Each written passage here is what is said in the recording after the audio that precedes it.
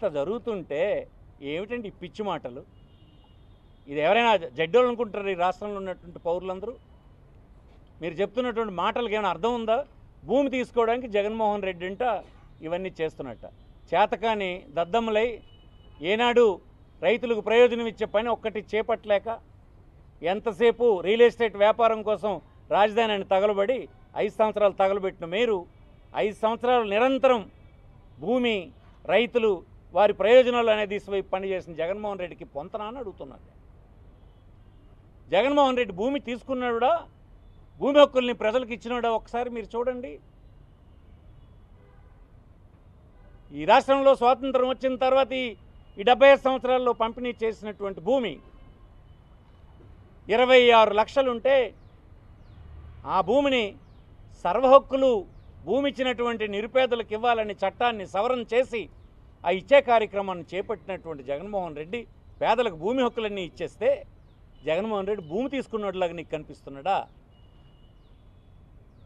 స్వాతంత్రం వచ్చి ఇప్పటి వరకు ఇల్లు కనీసం లేదని బాధపడుతున్నటువంటి పేదలకి 12,800 కోట్ల రూపాయలు ఖర్చు పెట్టి భూమి కొని 31 లక్షల మందికి హౌస్ సైట్స్ ఇచ్చినటువంటి గొప్ప నాయకుడు జగన్మోహన్ రెడ్డి అయితే అతను పేదల దగ్గర నుంచి భూమి తీసుకుని ఇచ్చినట్లు నీకు కనిపిస్తున్నాడా?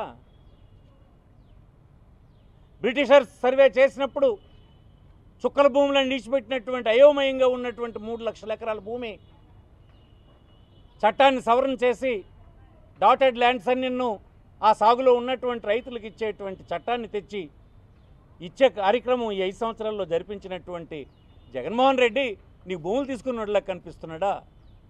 అబద్ధాల కోర్లు మీరు ఎంత అన్యాయంగా మాట్లాడుతున్నారో, ఎంత తెలివి తక్కువ మాట్లాడుతున్నారో నవ్వుకుంటున్నారు మీ తాలూ చర్యలకి. అంటే ఏమీ చేయడానికి లేక, ఏది విమర్శించడానికి లేక ఇలా అబద్ధపు ప్రచారాలతో ఎన్నికలను గడిపేద్దాం అనుకుంటున్నారా? సాధ్యం కాదని మనం చేస్తున్నాం. ఈ రాష్ట్రంలో సోషల్ మీడియా ఉంది, మీ దగ్గర ఛానల్స్ 4 ఉండొచ్చు, కానీ లక్షలాది కోట్లాది ఛానల్స్ ప్రజల చేతుల్లో ఉన్నాయని ఈ సందర్భం మనం చేస్తున్నాం. ఏ సీనియర్ అడ్వకేట్ నేను అడగమనండి, చట్టం మేము తెచ్చిందా, బీజేపీ ప్రభుత్వం సజెస్ట్ చేసిందా? చట్టం మేము అమలు చేస్తున్నామా ఈ రాష్ట్రంలో? లేదని మీకు 10 సార్లు చెప్పలేదా? కోర్టులో కావాలంటే కోర్టులో కూడా ప్రభుత్వం తరఫున మా న్యాయవాదులు వివరించలేదా?